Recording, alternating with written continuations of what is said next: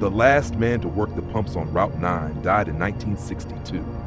Nobody told him. He still buttons his shirt at dusk.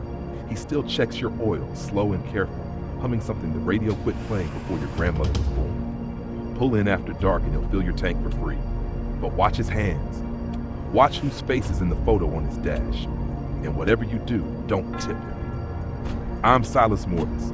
I go where the internet rots. The scrubbed threads, the archived confessions, the stories people post once and then delete like they can outrun them. Tonight's crawled up out of an old No Sleep thread that a moderator locked and buried years ago.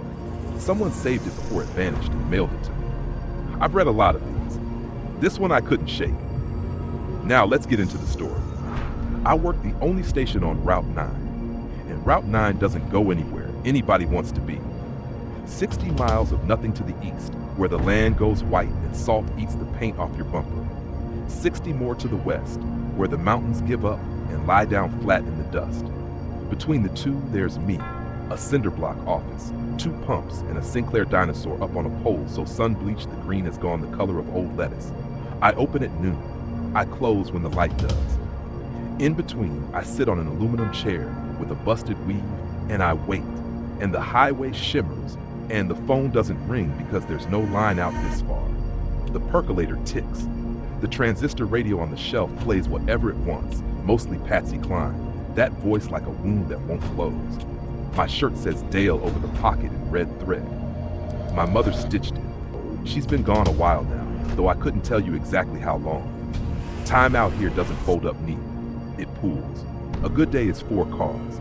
A bad day is the wind moving a candy wrapper across the lot and nothing else all day until the sun bleeds out behind the mountains and I lock the register with its little rolling numbers that never seem to climb much past the same low figure. I tell you all this so you understand. I know quiet. I'm not a man who spooks. When you've stood in one spot long enough, you stop expecting the world to bring you anything at all. Which is why, that first October dusk, I almost didn't believe my own eyes. She came walking up out of the west. Out of the flat, dead miles where there's nothing but scrub and the occasional buzzard doing lazy work. A woman in a white dress, no coat, and it was cold enough that my breath had started ghosting in front of me. No car behind her that I could see, just her, out of the last light, her dress not moving much even though the wind was pushing everything else sideways. She's broken down out there, I thought. Ran out of gas, walked in. Simple, ordinary. The kind of thing that happens on a road like this once a season. Evening, I said. You need a can? I can drive you back to your car, will? Fill it up, she said. Please, all the way. She said it soft, and she was looking at the pump like there was a car parked at it. There wasn't. Just the concrete island, the hose in its cradle, the puddle of light from the one bowl. I looked at the empty space. I looked at her.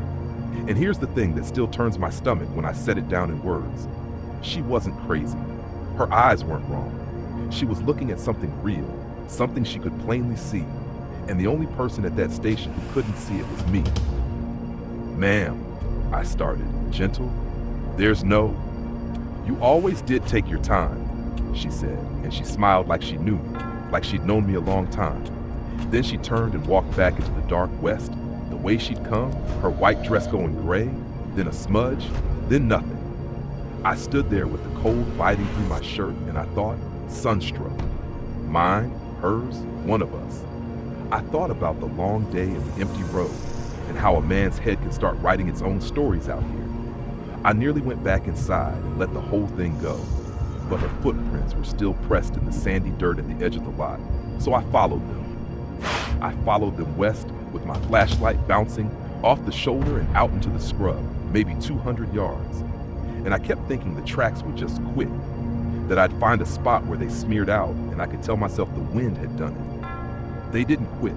They walked me straight to a car, a sedan. Half swallowed by the weeds, tires gone to rot, the body eaten down to lace by 50 seasons of salt and sun, rust the color of dried blood. And when I put my hand near the hood, I felt heat coming off it, and I heard it, tick, tick, tick, the sound an engine makes when it's just been shut off and it's cooling down. That car hadn't run in decades. I knew it looking at it, and it was ticking like she'd parked it 30 seconds ago. The plate was bolted, crooked, half buried, and I crouched and rubbed the grime off with my thumb. The registration sticker in the corner was still legible, sun-cooked but there. 1962. Now understand what I told myself, because this is where a mind starts bargaining. I told myself somebody had dumped an old wreck out here years back. People do. They haul junkers out to the flats and leave them. I told myself the ticking was the metal contracting in the cold. I told myself the woman was a drifter who'd found the wreck the same as me and gotten confused, poor thing, and wandered off. Every one of those was a door I opened, just so I could walk through it and keep from looking at the thing standing in the middle of the room. Then I saw the photograph. It was face up on the driver's seat, on the split and mouse-chewed vinyl, and it hadn't yellowed a bit. Square, white bordered, the kind you got back from the drugstore in a paper envelope. I picked it up and held it in the flashlight. A woman in a white dress, her. Same face, same soft smile. A man beside her, arm around her waist. Younger, grinning like a fool, red thread over his shirt pocket spelling out a name, Dale. And between them, held up on the man's hip, a little girl, maybe 3. Fat cheeks, a gap where a tooth would come in, one hand fisted in the man's collar. I stood in the scrub with the wind pulling at me, and I looked at a photograph of my wife and my daughter. And I have never in my life had a wife, and I have never in my life had a daughter. And the man holding the child was wearing my shirt and my face. I want to be honest with you, because the man who wrote this down was honest with me, and I owe him that. My first thought wasn't fear. It was worse than fear. It was a kind of tender, sickening grief, the way you'd feel finding a room in your own house you forgot you had, with a crib in it and dust on everything. I thought, I'm forgetting things. That was the door I liked best, see. Better than a ghost, better than a car that ticks. I told myself I was a sick man, that something had come loose in my head, some clot or shadow, and it had eaten a whole life out of me and left the hole. A wife, a child, a crash maybe, out here on the flats. I told myself the mind buries what it can't carry, and mine had buried a family so deep I'd forgotten to grieve them, and now the desert was digging them back up one dusk at a time. It's a terrible thing to believe, but I'll tell you, I wanted to believe it. Because if I was just a sick old man who'd forgotten his own dead, then I was still a man, still alive, still capable of driving to a doctor in the morning and getting the truth put back in me. So I did what a grieving man does. I took the photograph home to my aluminum chair and I propped it against the register. And the next dusk, when she came walking up out of the west, I didn't argue. Fill it up, I said. All the way, she said, and smiled. And I lifted the hose out of the cradle and I put the nozzle into the empty air where she was looking. And I squeezed the handle and the pump woke up. The numbers rolling, the motor humming, pumping gas into a car I could not see for a woman I was starting to love.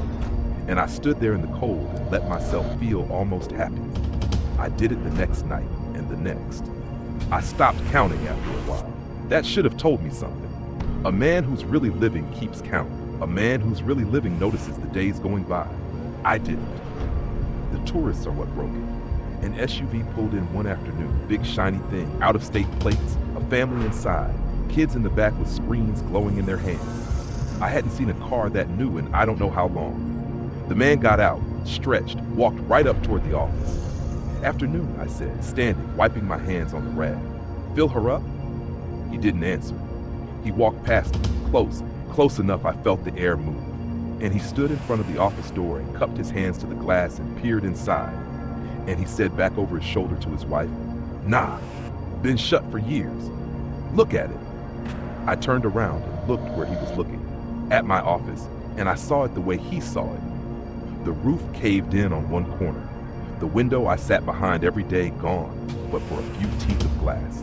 The percolator I'd had going that very morning, sitting rusted through on a shelf furred with 50 years of dust. The aluminum chair I'd been sitting in 1 minute ago collapsed flat, its weave rotted out, half grown over with the same weeds that had eaten the sedan. The Sinclair dinosaur lay on the ground.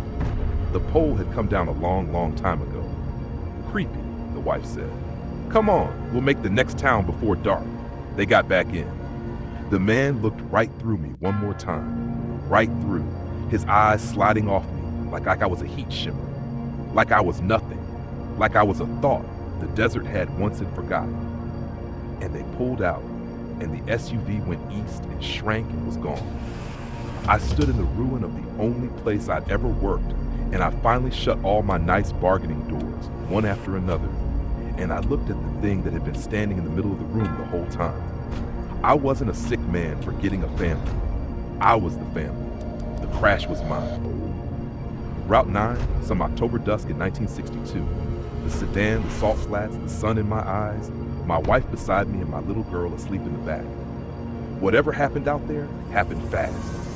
And I hadn't forgotten them because my mind was sick. I'd forgotten them because I'd been standing at this pump so long, waiting for her to come walking up out of the west that I'd worn my own death smooth. Wore it down till I couldn't feel it anymore. She wasn't haunting me. We were haunting each other. I ran that night. God help me, I tried. I went east on Route 9 on foot toward the salt flats and the next town and the living world. And I walked, and the mountains at my back never got any smaller, and the flats ahead never got any closer, and the dark just kept unrolling, 60 miles that would not end. And I understood that there is no next town for me. There never was. There's the station, and there's her, and there's the road that loops back on itself like a thing swallowing its own tail. I walked until the sky went gray in the east, and when the light came up, I was standing at the pump again, rag in my hand, shirt buttoned, Dale over the pocketed red thread, the percolator ticking, whole again.